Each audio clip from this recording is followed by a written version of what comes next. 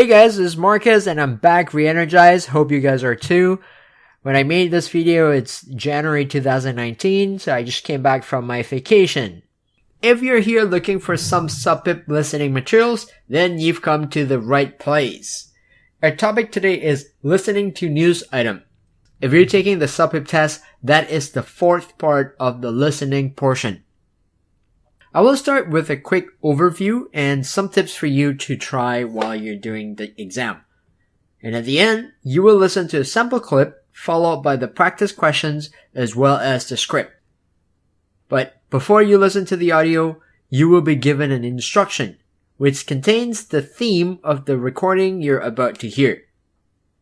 So make sure you read that and don't ignore it because you want to get as much help as you can to do well in the test. Maybe some of you are feeling nervous at the test, or you think you know the format well enough and your finger can't wait to click that button and start the test right away. Well, it's good to sometimes slow down and read the instruction. You can even take a deep breath. Remember that, alright? Since the information is presented like a news report, you will typically listen to a person speaking. If you haven't watched our last listening guide we created, be sure to check it out. You can find the link in the description. As you listen to the clip, write down the details that you hear. What topic is it discussing? What happened? What facts are presented? What was the cause or the effect? What may happen in the future? Those are some of the things that you may hear and may have to answer at the end. This is similar to that news broadcast that you may watch at 6 o'clock in the evening while you're waiting for your favorite TV show to start. It may be boring, but try to stay awake and take your notes. Because we're listening to a news story, we want to capture the main message. What do they want us to know from the report? You should keep that question in mind because it can guide you when you take notes to decide what might be an important piece of information that you need to write down. When you listen to the clip in a moment, I encourage you to take notes. This is part of your practice to do well in the listening test. Having said that, remember that taking notes is important, but it's not everything.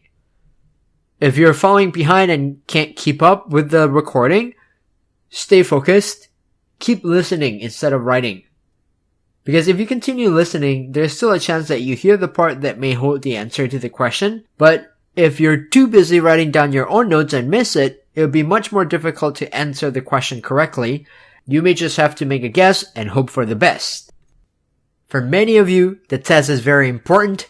You don't want to just wing it, so please write what you hear not to forget. I know most of you guys are probably still young enough and have good memory, but don't risk it. For every sentence that you hear, try to extract the main point that you're going to write down on your notes.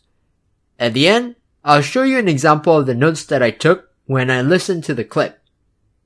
Keep in mind, this is just an example. I'm not saying that my notes are the best. Do what works for you. So now, let's start our listening practice. When the clip ends, you will see 5 questions to answer. Then, I'll provide you with the answers as well as the script. Like what you see so far? Then, click the like button and subscribe to our channel. Feel free to leave us some comments if you have something to share with us too. Now, I'm gonna play you the recording.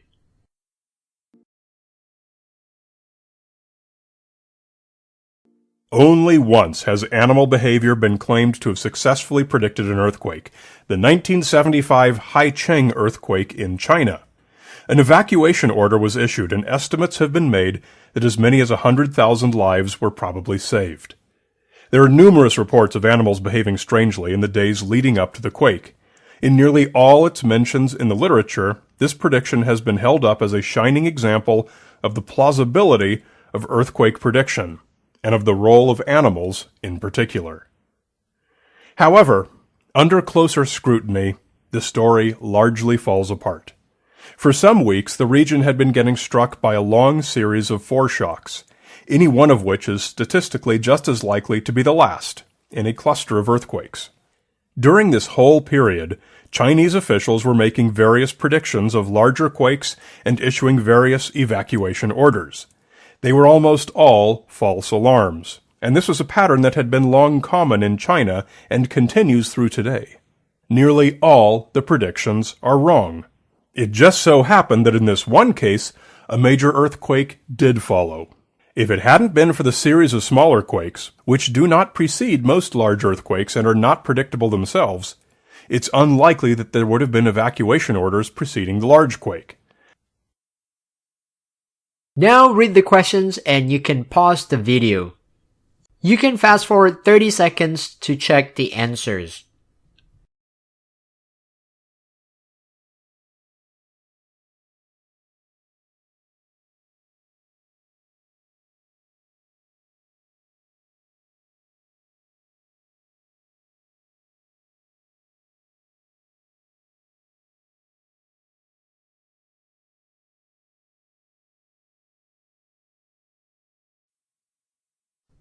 Let's check our answers. Number 1. The news is about the disconnect between animal behavior and impending earthquakes. So the person was trying to say that animal behavior doesn't predict earthquakes, which means those two are not connected.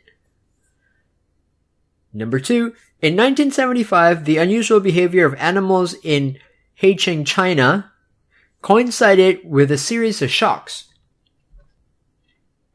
So both events happened relatively at the same time.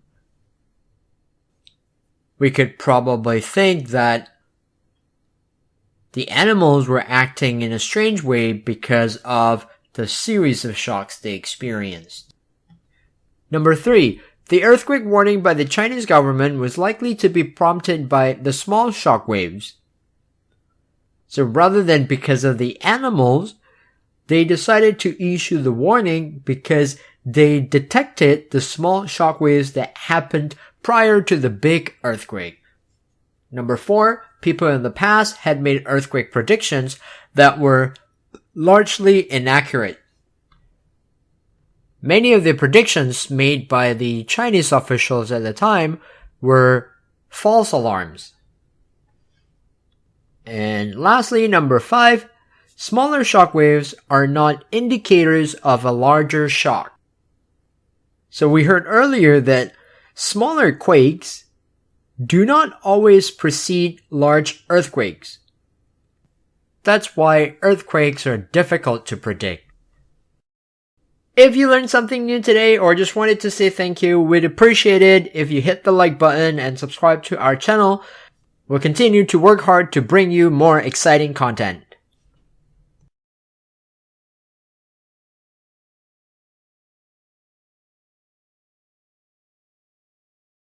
And here you can read the script, and I'll leave it on the screen for about 30 seconds. Again, you can pause it if you'd like to read it.